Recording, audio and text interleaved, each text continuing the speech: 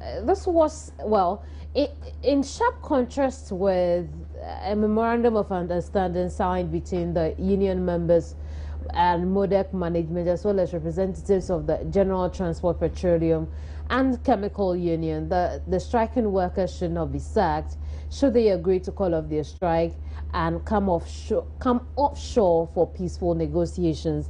The workers of MODEC have being sent home. Let's get the detail of that in a bit. But before then, let's look at the gas situation at Atuabo. I was telling you how the Wood Group had raised some safety concerns about gas flowing at the Atuabo gas processing plant. Here's a report put together by Manasseh Awone, Azore Awone earlier about the Wood Group findings. Then I'll tell you what happened afterwards. Take a look at this.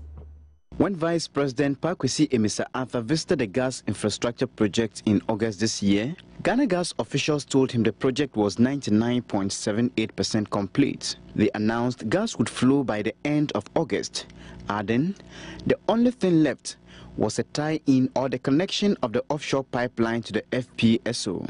The tie-in was completed last week after what insiders say was achieved through some level of concession by the Jubilee partners. Gas was expected to flow this week, but the Energy Commission, which is a regulator of the industry, has warned against introducing gas into the plant.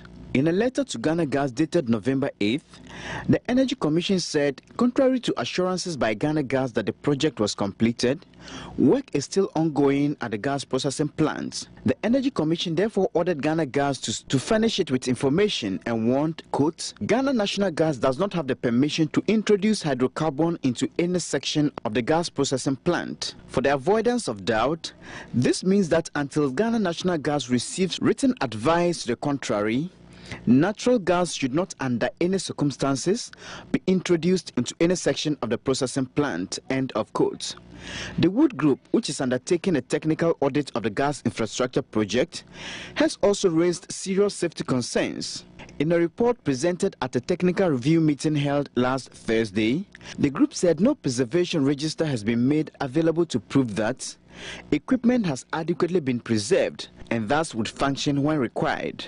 They also said the mechanical completion dossiers are substandard and don't fully confirm completion of the project. The group also questioned the competency of personnel of Ghana Gas and Sinopec on some aspects of the plant.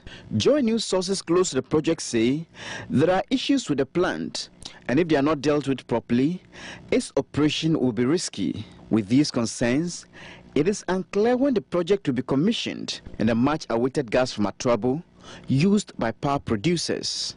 For Joy News, Manasseh Azore Arena reporting.